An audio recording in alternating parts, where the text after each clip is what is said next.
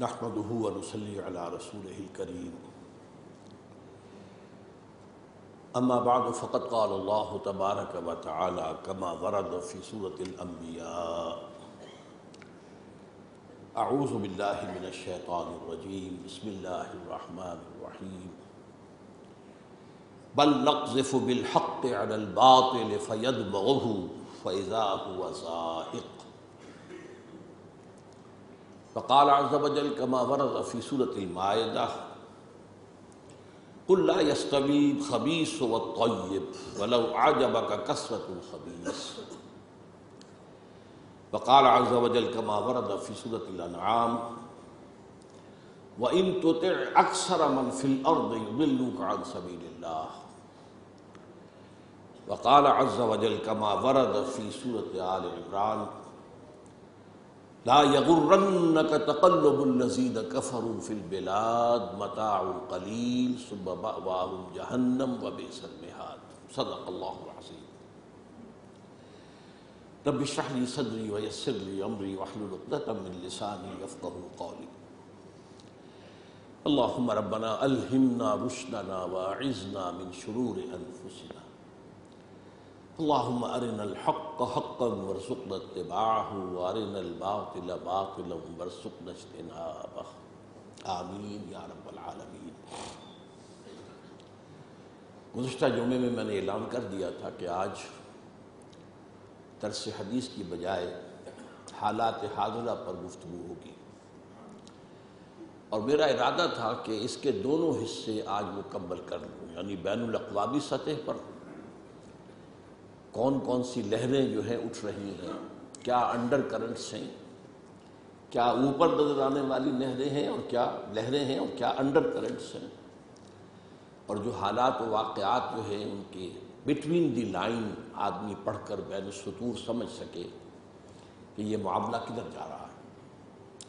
اس کے ساتھ ہی یہ کہ سلطنت خداداد پاکستان کا جو امیجیٹ ماحول ہے، ارد گرد کا علاقائی، اور اس کے جو داخلی حالات ہیں اس پر بھی گفتگو ہو کہ ہم کدھر جا رہے ہیں اور اس کے عقدے کیا ہیں اور ان کو حل کرنا کس طرح ممکن ہے۔ لیکن میں نے طے کیا ہے کہ آج میں اپنی گفتگو صرف پہلے حصے تک محدود رکھوں گا، اس لیے کہ مضمون طویل ہے، بہت زیادہ اختصار سے کام لیا تو بات واضح نہیں ہو سکے گی۔ دیکھیے، سب سے پہلی بات یہ جان لیجئے کہ قرآن مجید کا اپنا ایک فلسفہ تاریخ ہے۔ آپ کو معلوم ہے کہ یہ عمرانی علوم کے اندر ایک اہم شعبہ ہے، فلسفی آف ہسٹری۔ تاریخ کے اندر اتار چڑھاؤ کیسے آتے ہیں، کس طور سے آتے ہیں، کس وجہ سے آتے ہیں۔ ٹوائن بھی اس دور کا سب سے بڑا سمجھا جاتا ہے کہ وہ فلسفر آف ہسٹری تھا۔ اسپینگلر اس سے پہلے ایک بہت بڑا گزرا ہے۔ قرآن کا اپنا ایک فلسفہ تاریخ ہے، اور وہ یہ ہے کہ یوم اول سے تا قیام قیامت یہاں ایک کشمکش یا کشاکش حق و باطل کے درمیان جاری ہے اور رہے گی۔ ستیزہ کار رہا ہے ازل سے تا امروز، چراغ مصطفی سے شرار بو لہبی۔ یہ کشمکش ہے، یہ کشاکش ہے، لفظ ہے، کشمکش نہیں۔ عام طور پر اردو میں ہم کشمکش بول دیتے ہیں، یہ کشاکش ہے، کھینچتان، ٹگ آف وار، باطل اور حق کے درمیان مقابلہ، ایک رسہ کشی ہے جو ہوتی چلی آئی۔ اب اس میں ظاہر بات ہے کہ اکثر و بیشتر غلبہ جو ہے باطل کا رہا ہے، یہ تاریخی حقیقت ہے۔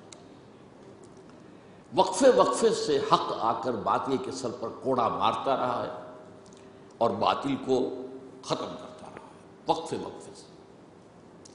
اسی لیے میں نے آپ کو سورہ انبیاء کی آیت سنائی ہے، بل نقذف بالحق علی الباطل فیدمغه فاذا هو زاهق۔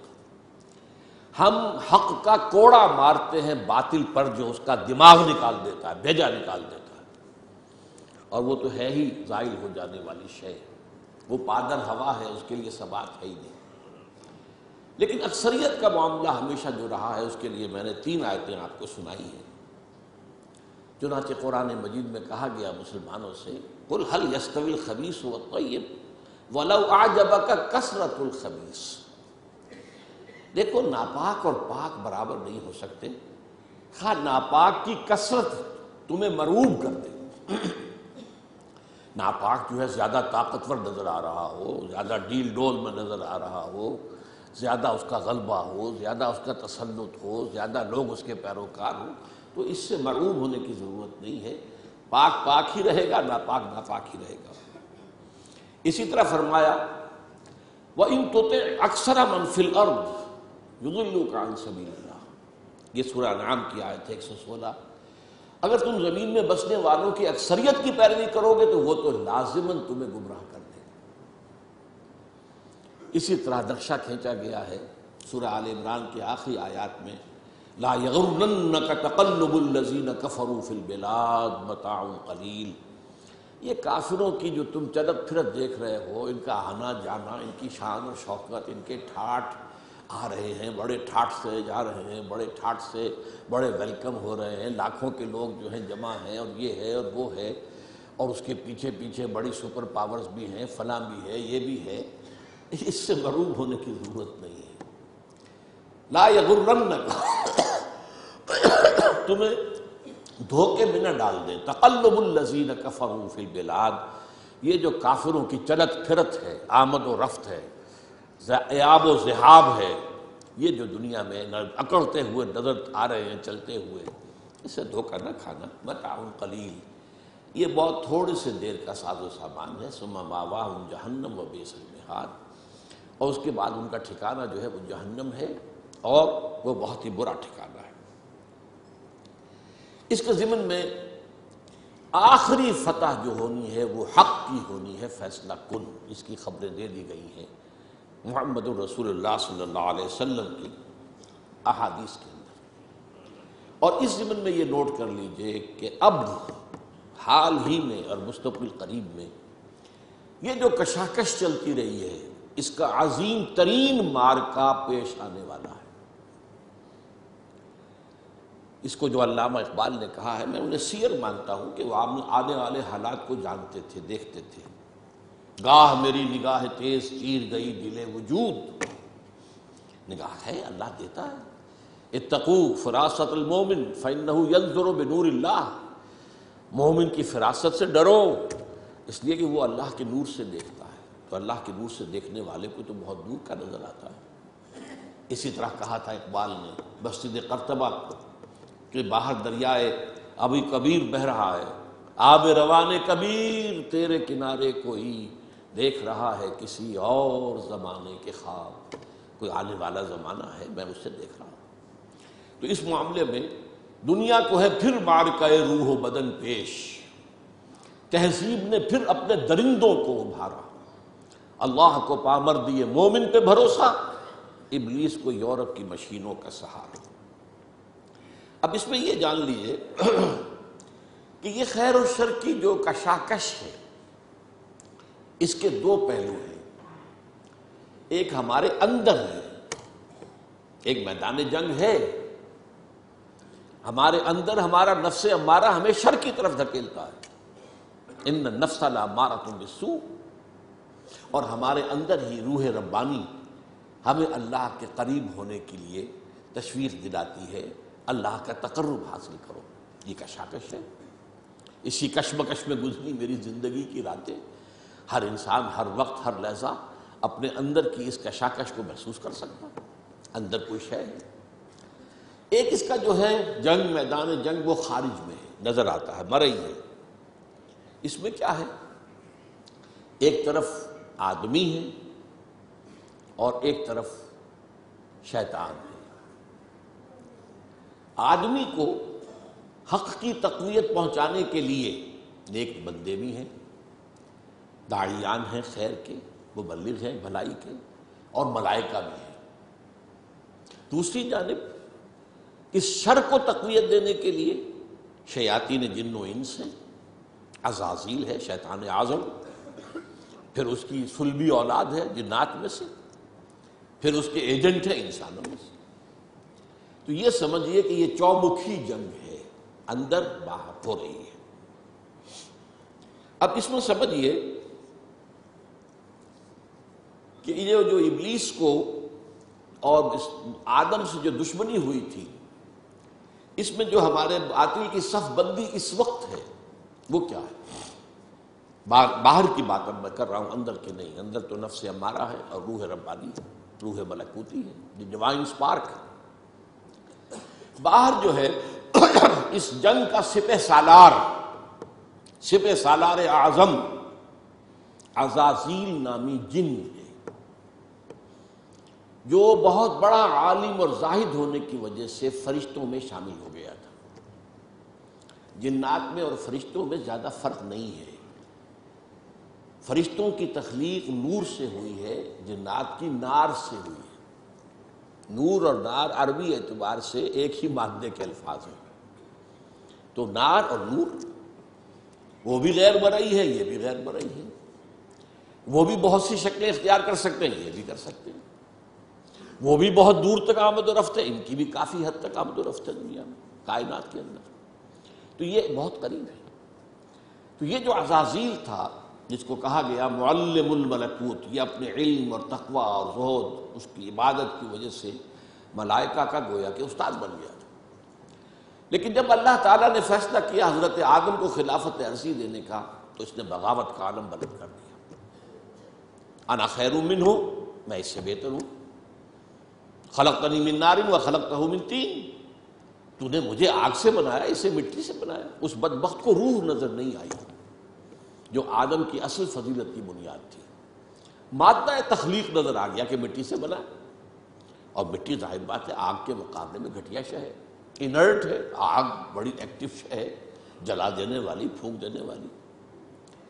اس عزازیل کے پھر ایجنٹ ہیں دنیا میں، انسانوں میں سے بھی، من الجنت والناس، اور انسانوں میں سے بھی اور جنات میں سے بھی۔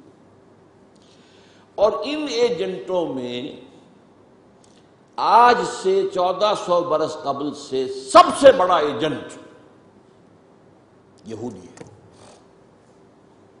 اس کی وجہ کیا ہے؟ عزازیل بھی برباد ہوا تکبر اور حسد کی وجہ سے۔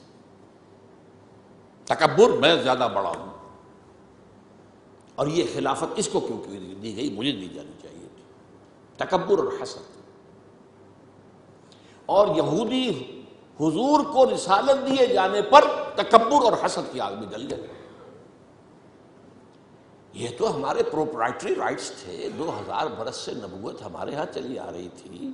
یہ امی، یہ ان پڑھ لوگ، یہ جاہل، یہ اجٹ، یہ عرب، نہ خواندہ نہ کندہ تراش، ان میں سے ایک کو بنا دیا۔ تو ان میں یہ مشترک ہیں دو اوصاف، تکبر اور حسد۔ تو اس وقت سے دنیا میں عزازیل ملعون کا سب سے بڑا ایجنٹ یہودی ہے۔ اور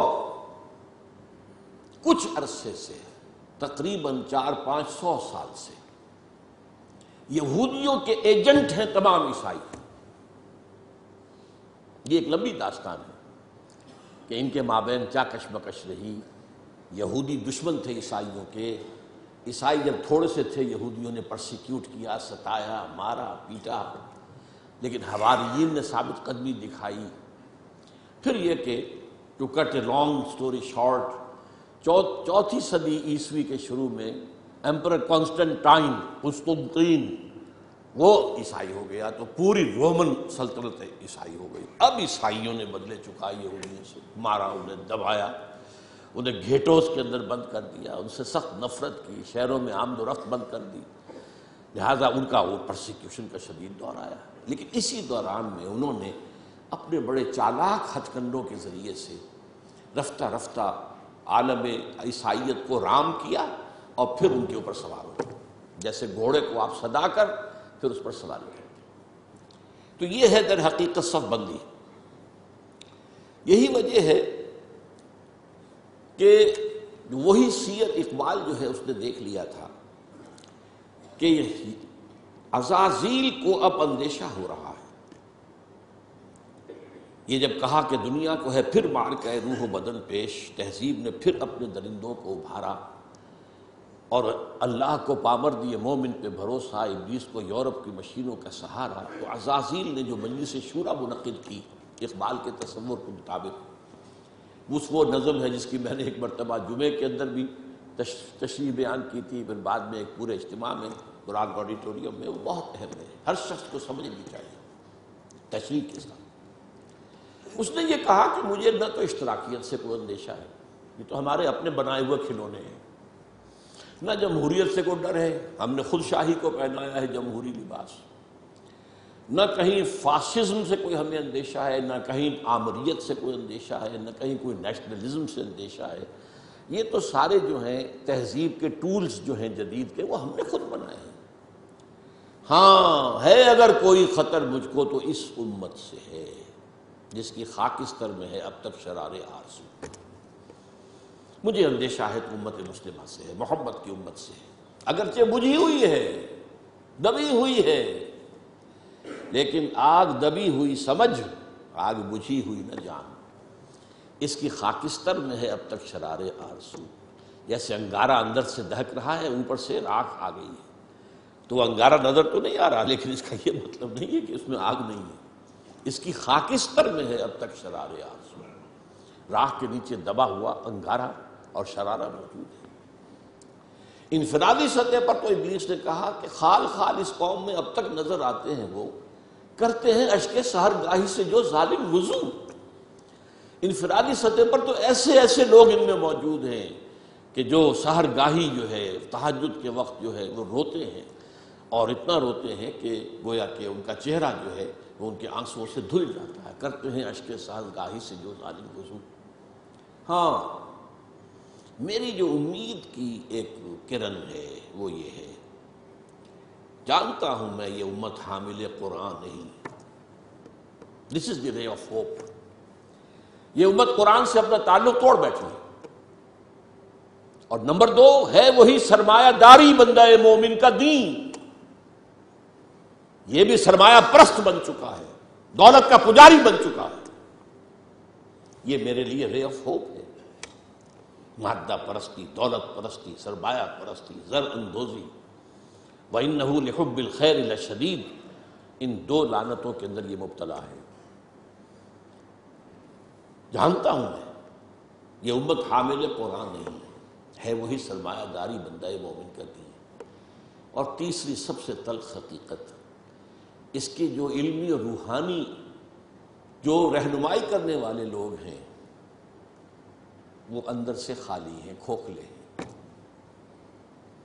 جانتا ہوں میں کہ مشرق کی اندھیری رات میں بے ید بیضا ہے پیران حرم کی آستی، علماء ہیں اور صوفیاء ہیں اور پیشوا ہیں اور مسند نشین ہیں اور سب کچھ ہے، لیکن کسی کے آستین میں وہ موسیٰ والا ید بیضا نہیں ہے، خالی اندر سے کھوکھلے۔ اس کا نقشہ ایک حدیث میں آیا ہے جو لرزا دینے والی حدیث ہے، آج کا نقشہ ہے وہ بالکل۔ حضور نے فرمایا یوشک ویاتی علی الناس زمان، مجھے اندیشہ ہے لوگوں پر ایک زمانہ ایسا آ جائے گا، ذرا گنتی کیجئے کیسا ہوگا، لا یبقی من الاسلام الا اسمہ، اسلام میں سے اس کے نام کے سوا کچھ نہیں بچے گا۔ کہاں ہے اسلام دنیا میں؟ دکھاؤ، اجتماعی سطح پر دکھاؤ کہاں ہے۔ ولا یبقی من القرآن الا رسمہ، اور قرآن میں سے سوائے اس کے رسم الخط کے کچھ نہیں بچے گا۔ معنی کہاں ہے قرآن کے؟ خیر ہو رہی ہے، اس کی طرف پیش قدمی ہو رہی ہے تدریجاً، لیکن یہ جو اس حدیث کا جو ہے موقف سامنے ہے۔ مساجدہم عامرۃ، ان کی مسجدیں آباد تو بہت ہوں گی، بڑی بڑی مسجدیں، شاندار مسجدیں، عالی شان مسجدیں، بھری ہوئی بھرپور، جمعے کے اندر عیدین کا اجتماع، وہی خراب من الہدی، ہدایت سے خالی ہوں گی۔ ایک رسم پرستی ہو رہی ہوگی، ایک ریچولزم ہو رہی ہوگی، رہ گئی رسم ازاں روح بلالی نہ رہی، رہ گئے فلسفہ، رہ گیا تلقین غزالی نہ رہی۔ اور آخری بات، علماءہم شر من تحت عدیم السماء، ان کے علماء آسمان کی چھت کے نیچے کی بدترین مخلوق ہوں گے۔ من عندہم تخرج الفتنۃ وفیہم تعود، ان کے اندر سے فتنے برآمد ہوتے رہیں گے، فلاں کافر، فلاں یہ، فلاں وہ، فلاں وہ، اور فتنے ان کے اندر ہی جو ہے داخل ہوتے رہیں گے دوبارہ۔ یہ حدیث نبوی۔ بہرحال یہ صورت تو ہے، لیکن ابلیس عجیب بات کہتا ہے، وہ میں چاہتا ہوں سمجھ لیں، وہ فلسفے کا بڑا ایک گہرا مسئلہ ہے۔ عصر حاضر کے تقاضاؤں سے ہے، لیکن یہ خوف ہو نہ جائے آشکارا شرع پیغمبر کہیں۔ مجھے مسلمانوں سے اتنا خوف نہیں ہے کہ یہ دوبارہ شرع پیغمبر کو لے آئیں گے، عصر حاضر کے تقاضاؤں سے خوف ہے۔ یہ کیا بات کہی ہے، آپ نے کبھی سوچا بھی نہ ہوگا شاید۔ دیکھیے یہ ایک فلسفہ ہے، ہیگل کا ہے، پھر اسی پر مارکس کا فلسفہ آیا ہے، میٹیریلزم، ڈائلیکٹیکل میٹیریلزم۔ وہ فلسفہ کیا ہے؟ دنیا میں ایک سلسلہ چل رہا ہے، تصادم اور ارتقاء۔ ایک نظریہ سامنے آیا، اسے انسان نے ٹرائی کیا، اس کی خرابیاں ظاہر ہوئیں، تو اسی کی کوکھ سے اس کا ایک اینٹی تھیسس وجود میں آ گیا۔ اب دونوں میں ٹکراؤ ہوا، ان دونوں کے ٹکراؤ سے ایک نئی چیز، تیسری چیز ڈیولپ ہو گئی، جو پہلے سے بہرحال بہتر ہوتی ہے۔ اب جو یہ نئی چیز بنی، یہ خود تھیسس بن جاتا ہے، کیونکہ یہ بھی آسمانی ہدایت پر مبنی نہیں ہے، اندھے بہرے مادے کا سفر ہے جو جاری ہے، مکمل تو نہیں ہوتا، حق کامل تو نہیں ہوتا، تو اس میں جو ڈیفیشنسی ہے وہ پھر اپنا ایک ری ایکشن پیدا کرتی ہے، پھر وہ تھیسس پھر اینٹی تھیسس کو جنم دیتا ہے، پھر ان میں ٹکراؤ ہوتا ہے، پھر آگے بڑھتا ہے قدم۔ یہ ہے جس کو کہتے ہیں ڈائلیکٹیکل میٹیریلزم۔ یہ تاریخ چل رہی ہے، اس اعتبار سے اس میں کوئی شک نہیں کہ جہاں ایک طرف وہ خیر و شر کا معاملہ چل رہا ہے، وہیں پر بھی اسی پروسیس کے دوران یہ جو ایک ڈائلیکٹیکل پروسیس ہے، یہ بھی آگے بڑھ رہا ہے۔ نو انسانی بحثیت مجموعی شر سے خیر کی طرف آ رہی ہے۔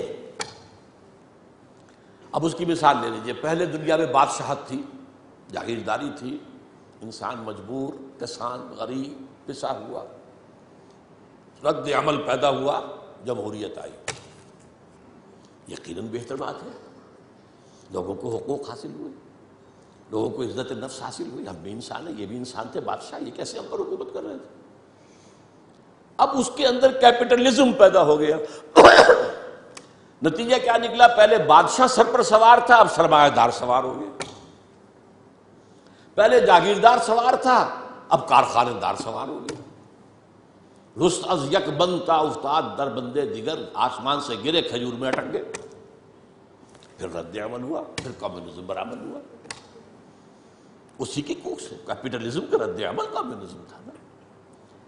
اب یہ شکل ہے کہ جو چل رہی ہے وہ کمیونزم مر گیا ہے، اب انسان ایک دو راہے پر کھڑا، اب آگے کہاں جائے گا؟ یہ ڈائلیکٹیکل پروسیس کہاں جائے گا؟ مغربی دنیا سمجھ رہی ہے کہ ہمارا نظام ہی بس جیت گیا ہمیشہ کے لیے، ہمارا جو سیکولر، لبرل اور عوامی حاکمیت پر مبنی جمہوریت کا نظام، اور ہمارا جو پرائیویٹ اونرشپ اور انٹرسٹ اور بینکنگ پر مبنی ہمارا معاشی نظام، بس یہی بہترین ہے، جیت گئے، اب یہ فائنل جیت ہے۔ اینڈ آف ہسٹری، فوکویاما نے کتاب لکھی، اب انسان اپنی آخری حد کو پہنچا، جس پر پھر ہنٹنگٹن نے کہا نہیں، ابھی ایک تصادم ہونا ہے۔ اس نے تہذیبوں کا تصادم کا نام دیا تھا، لیکن ایک اور شخص نے بعد میں کہا نظاموں کا تصادم ہوگا۔ قرآن نے اس فلسفے کو بیان کیا ہے۔ یہ سورہ رعد کی آیت نمبر 17 ہے، وَأَنزَلَ مِنَ السَّمَاءِ مَاءً، اللہ تعالیٰ آسمان سے اتارتا ہے پانی، فَسَالَتْ أَوْدِيَةٌ بِقَدْرِهَا، تو تمام وادیاں بہہ نکلتی ہیں، چونکہ پہاڑی علاقہ تھا نا حجاز کا، اب بارش جب ہوتی ہے تو پہاڑوں پر سے پانی نیچے اتر کر وادی میں آتا ہے، جو وادی سوکھی پڑی ہوتی ہے وہ ایک گویا کہ نالا بن جاتی ہے، ایک دریا بن جاتی ہے۔ وَاحْتَمَلَ السَّيْلُ زَبَدًا رَّابِيًّا، اور یہ جو سیلاب آتا ہے اس کے اوپر جھاگ آ جاتا ہے، چڑھتا ہوا بہت نظر آتا ہے جھاگ۔ وَمِمَّا يُوقِدُونَ عَلَيْهِ فِي النَّارِ ابْتِغَاءَ حِلْيَةٍ أَوْ مَتَاعٍ زَبَدٌ مِثْلُهُ، اور یہ جو دھاتوں کو تپایا جاتا ہے آگ پر، سونا چاندی، تاکہ زیور بنائیں، کچھ اور چیزیں بنائیں، اس میں بھی جو میل ہے وہ اوپر آ جاتا ہے، میل اوپر آ کر اور وہ ایک جھاگ کی شکل اختیار کر لیتا ہے۔ کذالک یضرب اللہ الحق والباطل، اسی طریقے سے حق اور باطل کے درمیان تصادم ہوتا ہے. فاما الزبد فیذهب جفاء، تو جو اوپر کا جھاگ جھگاڑ ہوتا ہے وہ تو ختم ہو جاتا ہے، سوکھ جاتا ہے. واما ما ينفع الناس فيمكث في الارض، جو لوگوں کے لیے بہتر شے ہوتی ہے وہ زمین کے اندر رک جاتی ہے، ٹک جاتی ہے. پانی زمین میں جذب ہو گیا، جھاگ ختم ہوا. تو اسی طریقے سے یہ تھیسس اینٹی تھیسس کے ٹکراؤ میں جب سنتھسس ہوتا ہے تو بہت سا میل کچیل نکل جاتا ہے، ختم ہو جاتا ہے، اور جو انسانیت کے حق میں مفید تر شے ہوتی ہے وہ باقی رہتی ہے. یہ عمل جاری ہے، اور اقبال نے اصل میں اسی اعتبار سے کہا ہے کہ اسی عمل کا منطقی نتیجہ یہ ہے کہ اسلام آئے گا. ہر کجا بینی جہان رنگ و بو، آنکھ از خاکش بیورد آرزو، یا ز نور مصطفیٰ اورا بہاست، یا ہنوز اندر تلاش مصطفیٰست. اصل میں یہ جو عمل جاری ہے اور جس کے اندر کہ اچھی امیدیں ہیں انسان کی شامل ہیں، امیدوں کے چراغ جلتے ہیں کہ انسان کے لیے کوئی بہتر مستقبل آ جائے گا، تو جو کچھ اس میں خیر ہے وہ محمد کا عطا کردہ ہے، اور ابھی یہ محمد کی تلاش میں چل رہا ہے. یا ز نور مصطفیٰ اورا بہاست، یا ہنوز اندر تلاش مصطفیٰست، جائے گا وہیں پر اسی نظام. اچھا، اب جو میں نے آپ کے سامنے عرض کیا کہ یہ جو باطل کی صف بندی ہے، اس میں وہ جو پرانا ایک مقولہ ہے، نہ ہر زن زنست و نہ ہر مرد مرد، خدا پنج انگوش یکساں نہ کرد. تو اس صف بندی میں سب برابر نہیں ہیں. دیکھیے، عیسائیوں میں 3 تقسیمیں ہیں. ایک مذہبی تقسیم ہے، کیتھولکس اور پروٹیسٹنٹس، اور پھر پروٹیسٹنٹس کے اندر نیو کونس، یہ لفظ آپ پڑھتے ہوں گے، اور ایونجلسٹ آج کل سب سے زیادہ ایکٹیو. ایک تو ان کے درمیان اختلاف ہے. نمبر 2،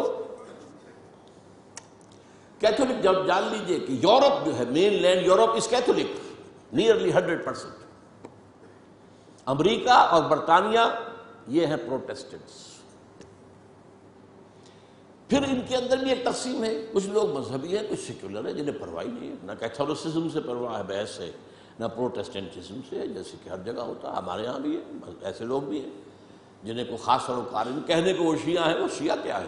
کچھ بھی نہیں. کہنے کو سنی ہے، سنی کیا ہے؟ کچھ بھی نہیں. مذہب سے کوئی خاص سروکار ہی نہیں، تو کہاں کی شیعت، کہاں کی سنیت. اسی طریقے سے یہودیوں میں تقسیم ہے.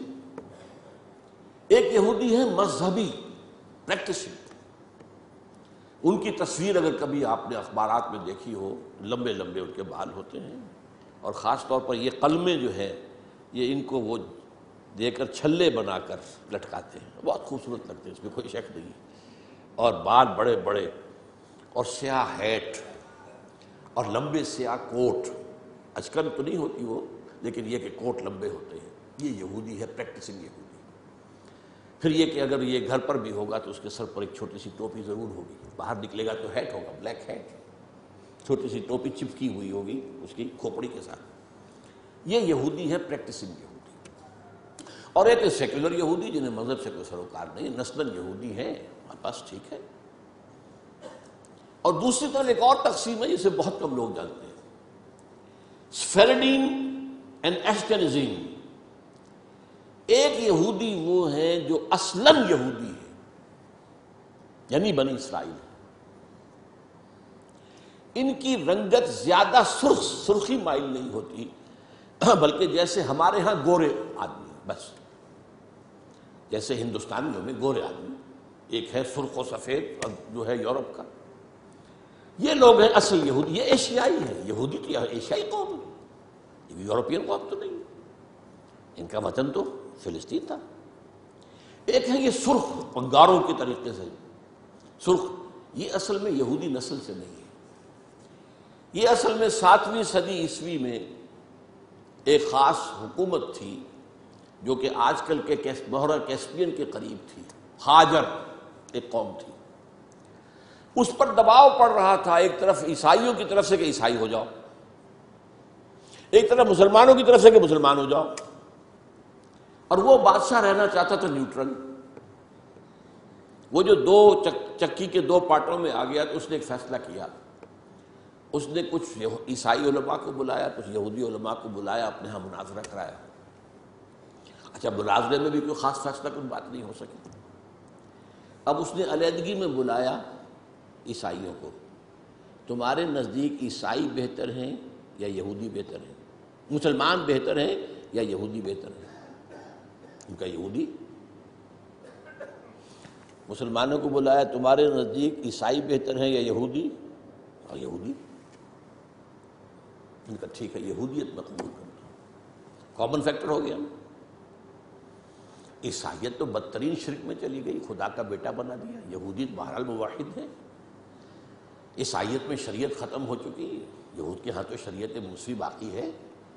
تو مسلمانوں کو تو یہی کہنا تھا کہ عیسائیوں کے مقابلے میں تو یہودی بہتر ہے. اور اس وقت تک ابھی ان کی وہ دشمنی اس طریقے سے سامنے آئی بھی نہیں تھی، شیطان کی ایجنٹی ابھی شروع ہوئی بھی نہیں تھی. تو اسی طریقے سے اب عیسائی اولڈ ٹیسٹمنٹ کو مانتے ہیں، وہ تو ساری یہودی ہے. حضور تو بعد میں آئے ہیں، قرآن مجید سے تو واقف ہی نہیں. تو انہوں نے کہا یہودی، انہوں نے کہا یہ اس نے یہودیت اختیار کری. یہ قوم ہے جو اس وقت زیادہ چھائی ہوئی ہے، اور یہ بنیادی طور پر سیکولر ہے، اور اسی میں صہیونی تحریک جو ہے، صہیونی زائنسٹ موومنٹ اس کی ہے. They are not really بنی اسرائیل. They are not the progeny of Jacob علیہ السلام. حضرت یعقوب کی نسل سے نہیں ہے. یہ ترک نسل ہے. یہ یوں سمجھیے کہ یاجوج ماجوج کی جو نسلیں ہیں ان میں سے ایک نسل ہے. اور یہ جو ہے وہ جو سرخ و سفید رنگت کے لوگ ہوتے ہیں یہ ان میں سے ہیں. اب آئیے آگے. یہ جو گٹھ جوڑ ہے اس کے اہداف کیا ہیں؟ What do they want؟ Number 1، عالم اسلام کے وسائل پر قبضہ، خاص طور پر تیل. اس وقت دنیا کے اندر کرائسس آنے والا ہے تیل کے معاملے میں شدید. اور تیل جس طریقے سے ان صنعتی ممالک کے لیے ایک ناگزیر شے بن گئی ہے، جیسے ہم ہوا کے بغیر نہیں جی سکتے، وہ تیل کے بغیر نہیں جی سکتے. تو انہیں تو چاہیے. عراق کا جو قبضہ ہے تیل کا پیش نظر تھا، اور افغانستان میں بھی ان کے پیش نظر یہ تھا کہ افغانستان کے راستے سے سینٹرل ایشیا کے جو تیل اور گیس کے ذخائر ہیں ان کو کھینچا جائے. تو پہلی بات تو ہے یہ وسائل، عالم اسلام کے وسائل پر قبضہ. نمبر 2، عالمی مالیاتی استعمار. پوری دنیا میں ایک امپیریلزم، نیا امپیریلزم، لیکن وہ امپیریلزم جو ہے کولونائزیشن کی شکل میں نہیں، اس شکل میں نہیں کہ انگریز آیا اور ہندوستان کو اس نے غلام بنا لیا، کوئی گیا اور کسی نے لیبیا کو غلام بنا لیا، کسی نے موراکو کو غلام بنا لیا، کسی نے انڈونیشیا کو نہیں. غلام بنانے کی ضرورت ہی نہیں ہمیں. آپ غلام بنائیں گے وہ آپ کو ماریں گے، آپ ان کو ماریں گے، فائدہ کیا ہے؟ ایسا مالیاتی نظام بناؤ کہ یہ سب بن جائیں حیوان بن کر کام کریں، مشقت کریں. اس مشقت سے جو حاصل ہو اس کو ہم اپنے بینکنگ کے نظام کے ذریعے سے اس کی کریم کھینچ لیں، تلچھٹ چھوڑ دیں. آخر انہیں بھی تو سسٹین تو کرنا ہے نا. وہ ختم ہو جائیں گے تو پھر آگے محنت کون کرے گا؟ تاگے والا جو ہے شام کو گھوڑے کو چارہ نہیں ڈالے گا، اگر کوئی چنا ونا نہیں دال وال نہیں دے گا تو اگلے کیسے جوتے گا؟ لہٰذا وہ ان کو چھوڑ دو، کریم کھینچ دو. تو تمہیں آم کھانے سے غرض ہے کہ پیڑ گننے سے؟ یہ ہے عالمی مالیاتی استعمار. اس کا بھی سربراہ امام امریکہ ہے، اور اس سے بھی اوپر ٹاپ پر اصل میں یہودی ہے. یہودی بینکرز، بینکوں کا نظام انہوں نے ایجاد کیا. یہ اس پروسیس کا حصہ ہے جو میں نے کہا تھا، انہوں نے جو ریگین کی اپنی پوزیشن عیسائیوں کے مقابلے میں. تو بینکنگ کا نظام، این بنوک، این فکر چالاک یہود، نور حق السینہ آدم ربود. اس بینکوں کے نظام نے انسان کے اندر سے جو نور حق ہے، وہ جو روح ربانی ہے، اسے کھینچ لیا، سب کر لیا. تا تہو بالا نہ گرد دی نظام، دانش و تہذیب و دی سودائے خام. جب تک یہ نظام تہو بالا نہیں ہوگا، کہاں کی دانش، کہاں کی تہذیب، کہاں کا مذہب، کہاں کا دین، یہ سب نام ہیں نرے، قل ہی الا اسماء ان ہی الا اسماء سمیتموها۔ تو دوسری بات یہ ہوگی۔ تیسری بات ہے وہ اپنی تہذیب کا تحفظ چاہتے ہیں، اپنی تہذیب اور تمدن دونوں کا۔ یہ جو اقبال نے لفظ استعمال کیا ہے تہذیب نے، پھر اپنے درندوں کو، میں حیران ہوتا ہوں اس شخص کے بارے میں، وہ الفاظ جو آج بش کہہ رہا، اور سویلائزیشن، ہمیں خطرہ ہے، ہماری تہذیب کو خطرہ ہے، یہ سارے کے سارے تل گئے ہماری تہذیب کو ختم کرنے پر۔ اور بیل ہی یہی الفاظ استعمال کیے تھے اپنے وقت کے فرعون اعظم نے، مصر کا فرعون، ان ھذان لساحران یریدان ان یخرجاکم من ارضکم بسحرہما ویذھبا بطریقتکم المثلی۔ یہ جو موسیٰ اور ہارون آ گئے نا، یہ دو جادوگر ہیں، یہ چاہتے ہیں اپنے جادو کے بل پر تمہیں اپنے ملک سے بے دخل کر دیں اور تمہاری مثالی تہذیب کو ختم کر دیں۔ فَيَذْهَبَا بِطَرِيقَتِكُمُ الْمُثْلَىٰ۔ آج در حقیقت وہ چاہتے ہیں کہ اپنی اس تہذیب اور تمدن کا اور اپنے نظام کا، خاص طور پر مالیاتی نظام، وہ سارا معاملہ جو مالیاتی استحصال کا ہے وہ تو اسی پر تو مبنی ہے، مالیاتی نظام ختم تو ختم۔ اور وہ اسی لیے عالم اسلام پر اس نظام کو، تہذیب جمع تمدن، اس کو ٹھونسنا چاہتے ہیں بزور طاقت۔ اس کے لیے ڈالر بھی خرچ کر رہے ہیں، ارب ہا ارب، کھرب ہا کھرب۔ اس کے لیے این جی اوز کی فوجوں کی فوجیں ہیں جو بنا دی گئی ہیں۔ اس کے لیے نہ معلوم کس کس طریقے سے، کیسے کیسے ہمارے ہاں کے ٹیلی ویژن چینلز کو خریدا گیا ہے، اور ان کے ذریعے سے جو ہے وہ ساری اپنی ویلیوز کو پروپیگیٹ کر رہے ہیں اور اسلام کے شاعر کی بیخکنی کر رہے ہیں۔ سارا کچھ ظاہر بات ہے، پیسہ ان کے پاس ہے، اقتدار ان کے پاس ہے، طاقت ان کے پاس ہے، وہ چاہتے ہیں۔ اور اب سے کچھ پہلے تک تو ایک معاملہ اور تھا، اب کچھ اور ہو گیا، یہ بھی نوٹ کر لیجیے۔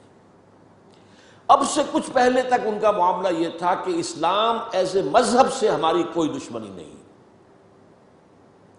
ہم اسلام as a then, political Islam, یہ نظام کی بات جو تم کرتے ہو، یہ خلافت کا نام جو لیتے ہو، یہ ہم برداشت نہیں کر سکتے، نتھنگ ڈوئنگ۔ اب ہوتے ہوتے وہ یہاں تک آ گئے ہیں کہ اصل میں تو سارے برائی کے بیج ان کے خیال میں مذہب میں۔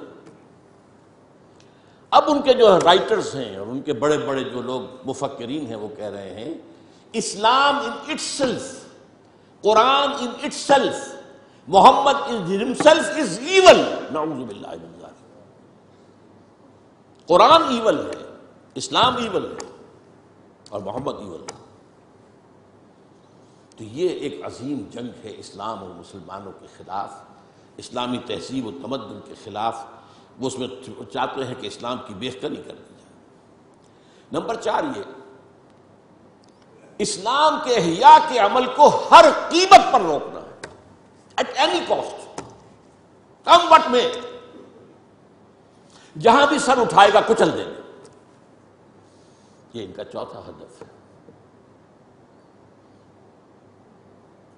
5واں، یہ ذرا لمبی سی بات ہے تھوڑی سی، یہ ہے ایک علاقائی پروگرام۔ ایک بہت بڑی جنگ ہونی ہو تو ہو، اور ہو جائے، اور جلد از جلد ہو جائے، آرمیگیڈون، نتیجے میں گریٹر اسرائیل قائم ہو جائے، تاکہ پوری دنیا میں جو ڈائسپورا میں ابھی اسرائیلی پھیلے ہوئے ہیں وہ آ جائیں یہاں، مسجد اقصی اور گنبد صخرہ گرایا جائے، تھرڈ ٹیمپل حضرت سلیمان کا بنایا ہوا معبد تیسری مرتبہ تعمیر کیا جائے، اس میں حضرت داؤد کا تخت لا کر رکھا جائے۔ وہ تخت آج بھی موجود ہے، ویسٹ منسٹر ایبے، برطانیہ کی پارلیمنٹ کے ساتھ جو چرچ ہے اس میں وہ رکھا ہوا ہے۔ وہ ایک پتھر تھا جس پر حضرت داؤد علیہ السلام کو بٹھا کر ان کی تاج پوشی کی گئی تھی، وہ رہا ہے، ہیکل کے اندر موجود رہا۔ وہاں سے ٹائٹس رومی لے گیا سن 70 میں اسے، روم سے گیا آئرلینڈ، آئرلینڈ سے آیا اسکاٹ لینڈ سے آیا برطانیہ، اب وہ وہاں موجود ہے۔ اور برطانیہ میں بادشاہ ملکہ کی کورونیشن جو ہوتی ہے اسی پتھر پر بٹھا کر ہوتی ہے۔ جب وہ آ جائے گا تو یہ چیزیں تو مشترک ہیں ان کے درمیان. آرمگیڈون، گریٹر اسرائیل، تمام دنیا سے اسرائیلیوں کو لا کے آباد کر دینا، اور ٹیمپل آف دی ماؤنٹ کی تعمیر اور اس کے لیے مسجد اقصیٰ اور گنبد صخرہ کو گرا دینا، اور تھرون آف ڈیوڈ لا کے رکھ دینا. اس کے بعد عیسائیوں کے نزدیک حضرت مسیح نازل ہوں گے اور اس تخت پر بیٹھ کر دنیا پر حکومت کریں گے. یہاں ہمارا ان کا عقیدہ کچھ آ کر مل جاتا ہے، اور اس یہودیوں کے نزدیک ان کا جو مسیحا جس کے وہ منتظر ہیں وہ آئے گا، جس کو ہم کہیں گے دجال، المسیح الدجال، ان کا مسیحا جھوٹا، وہ آ کر بیٹھے گا اور وہ دنیا پر حکومت کرے گا. یہ ہیں ان کے اہداف. اب دیکھیے میں تھوڑی تھوڑی تقسیم آپ کو بتا دوں. اس کے بعد کیتھولک یہ چاہتے ہیں کہ فلسطین میں ایک کیتھولک ریاست قائم ہو جائے. یہاں فرق ہے اب ان میں. یہودی چاہتے ہیں کہ اسرائیلی ریاست قائم ہو جائے. اچھا، کیتھولکس اور یورپینز اتنے زیادہ پرو یہودی نہیں ہیں جتنے کہ پروٹیسٹنٹس اور ایونجلسٹ اور نیوکونز ہیں برطانیہ اور امریکہ. ان میں تھوڑے فرق جو ہیں اس اعتبار سے رہتے ہیں. اب یہی وجہ دیکھیے کس قدر زمین و آسمان کا فرق ہوا. عراق کی جنگ کے لیے کوئی بڑا کولیشن نہیں بن سکا. امریکہ ہیڈ ٹو گو الون. جہاز جگہ برطانیہ نے کچھ تھوڑا سا جو ہے وہ آسٹریلیا وغیرہ نے ساتھ دے دیا، باقی یہ جرمنی، فرانس، اسپین، کسی نے ساتھ نہیں دیا. اس لیے کہ وہاں کا معاملہ کیا تھا، عراق میں اصل میں دو چیزیں تھیں. تیل، اس کا سارا تعلق امریکہ سے تھا، اور نمبر دو اسرائیل کی پروٹیکشن، جس سے یورپ کے جو عیسائی ہیں انہیں بہت زیادہ دلچسپی نہیں ہے. وہ اس طریقے سے ان کے غلام نہیں ہے بے دام جیسے کہ پروٹیسٹنٹ سے، وہ شامل نہیں ہوتے. یعنی کیوں، سمجھنے کی بات ہے. کیا وجہ ہے؟ یہی وجہ ہے آپ نے دیکھا جو پہلی جنگ ہوئی تھی خلیجی، جب ختم ہوئی ہے تو جنرل شارس جو تھا، شارس کرافٹ، اس نے صاف کہہ دیا تھا we fought this war for the defence of Israel. اور اب جیسے ہی اس جنگ کے اندر جیسے ہی فال آف بغداد ہوا، شیرون نے، بدماش نے کہہ دیا تھا کہ عنقریب عراق پر ہمارا قبضہ ہوگا. اس سے اندازہ ہو جاتا ہے آپ کو کہ یہ جنگ کیا تھی. چونکہ اس جنگ کے ہدف یہ دو تھے، لہذا یورپ اس میں نہیں آیا. یہ سمجھنے کی بات ہے کیا ہو رہا ہے، کیوں ہو رہا ہے، کس لیے ہو رہا ہے، یہ فرق کیوں. افغانستان کا معاملہ اس کے برعکس ہے. وہاں اسلام نے سر ابھارا تھا، اسے کرش کرنا یہ سب کے نزدیک متفق آ گئے. تاریخ انسانی کی عظیم ترین کولیشن بن گئی، عظیم ترین. اس کے لیے اپنے ہاں کی رائے عامہ کو ہموار کرنے کے لیے اپنے ٹوین ٹاورز خود گرائے بدماشوں نے، تاکہ غیظ اور غضب پیدا ہو جائے امریکی قوم کے اندر، اور وہ ہر طرح کی ہماری دولت جو ہے سینکشن کرنے کو تیار ہو جائے جنگ کے لیے. ڈیزی کٹرز آ گئے، سب کچھ آ گئے، اور وہاں آ کر پنجے گاڑ دیے گئے. اور وہاں آپ کو معلوم ہے نیٹو کی فوجیں بیٹھی ہوئی ہیں. امریکہ کم ہے، نیٹو زیادہ ہے. اس لیے کہ میں یہ سمجھتا ہوں کہ ان کے علم میں احادیث نبویہ ہیں، یہ جاہل نہیں ہیں.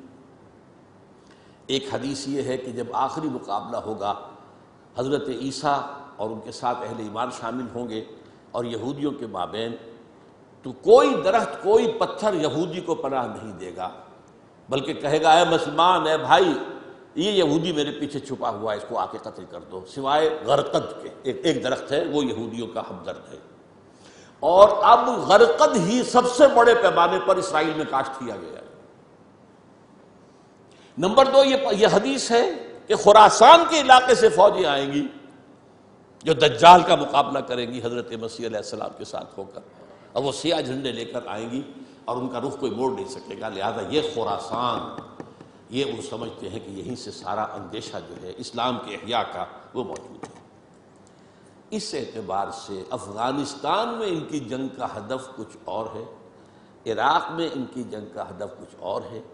ان کے مابین اتفاق بھی ہے، اختلاف بھی ہے.